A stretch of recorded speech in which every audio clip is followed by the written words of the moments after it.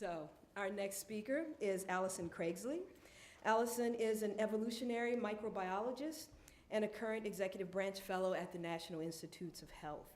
After receiving her Ph.D. from the University of Southern California, Alison completed 2 postdocs. Her first was focused on investigating biofilm-biomaterial interactions, and the second was focused on therapeutic strategies for biofilm diseases.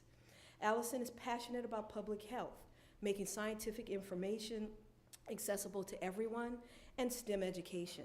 In her spare time, she enjoys snowboarding, photography, and playing with her children.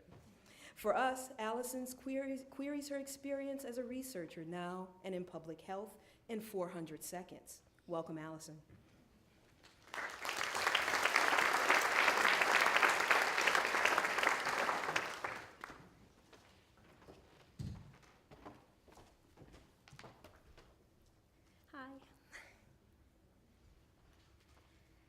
As I look back on this year of my fellowship, there's a number of things that stood out for me. I still can't believe I'm part of this group. Well, I'm actually not in that picture, but I am in this one. And this is our class last year, 275 unique experiences. And there's me, I'm one of them. And yes, my eyes are closed. But as I looked at this talented group, I had to wonder, are these fellowships really monumental? I was at the NIH, at the NIAID, Microbiology and Infectious Diseases in the Respiratory Diseases branch, and I was jointly assigned to the TB and flu sections. Well, what might not be clear from this laundry list is that I am in a program office. Many of the NIH fellows are in policy, legislative, or other offices that have a clearer role in science policy, and there is a lot of science policy at NIH. There are 27 different institutes and centers, and many of those have policy and or legislative affairs offices. In fact, there's a whole office of science policy in the office of the director. So with all these different policy offices, what kind of monumental science policy can be done in a program office? As I mentioned before, I'm jointly assigned to TB and flu, and it's been an interesting year for flu research. I have to say, as a policy fellow, it's been fascinating to watch. But today, I'm going to be talking about my other fellowship assignment, serving as the NIAID consultant to the WHO Global TB Program. In this position, I spent a lot of time evaluating the disconnect between basic researchers and field clinicians. Now, as a basic researcher myself, at the start of my fellowship, I knew exactly how my work was going to apply in real life. But really, I had no concept of what would need to happen to turn the results of my research into a therapeutic. But now I realize that it's much more complicated. Sometimes basic research will translate all the way through to a clinical trial. Sometimes you get bogged down in regulatory requirements. Sometimes your great technology doesn't work in the country you need it to. Sometimes you get all the way to a clinical trial only to have it fail and have to start all over again. And sometimes you get everything right and you get blocked by policy or bureaucracy. So what do? Even though we know what causes TB for over 100 years, there's still so much we don't understand. Only 10% of people latently infected will transition to active disease. Some people are called super spreaders, but we don't understand why they seem to hypertransmit. We don't even know where the cells are hiding in the human body, and we have no idea why having an active TB infection doesn't provide any immunity to future infections. There's a pull in the TB community, and I get it. Basic scientists need money to try and answer some of these fundamental questions.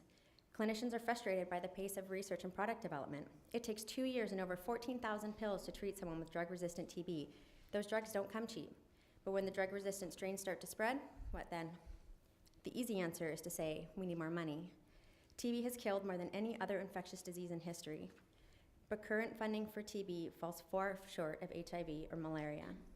But everyone doing research these days needs more money, regardless of your field. So like everyone else, we need to make the most of what we have. So if this path is so long and convoluted, what's the point? Well, one day, someone is going to have a great idea. And the important thing is that we found a way to connect all these disconnected entities so that when they have that eureka moment and charge down this long, convoluted path to product development, we end up saving lives. The trick is finding that balance between predictive and fundamental research and having a space to innovate. 5,000 people die from TB every day, and in case you didn't know, 1/3 of the world's population is thought to be latently infected. But what really scares me is the rise in drug-resistant TB. There are drug-resistant cases for which we literally have no treatment options. These patients are simply sent home to die. And in the US, it's easy to forget that no country has ever eliminated TB. But I know what you're thinking. TB isn't a problem in the US. It was recently reported that over 700 babies in a Texas hospital were exposed to a clinician with an active TB infection. And yeah, that was 2 weeks ago. Rough time for Texas. And if you're worried about TB or drug resistance, and you should be, you should know that drug-resistant TB is reported, extensively drug-resistant TB is being reported in 92 countries, including the US. But don't worry, TB can't be transmitted by shaking someone's hand, sharing food or drink, touching bed linens, sharing toothbrushes, or even kissing. The unfortunate news is that TB is transmitted by breathing. Now you might find yourself saying, surely we have a vaccine against TB. We do. It's called BCG, and it's been around since 1908.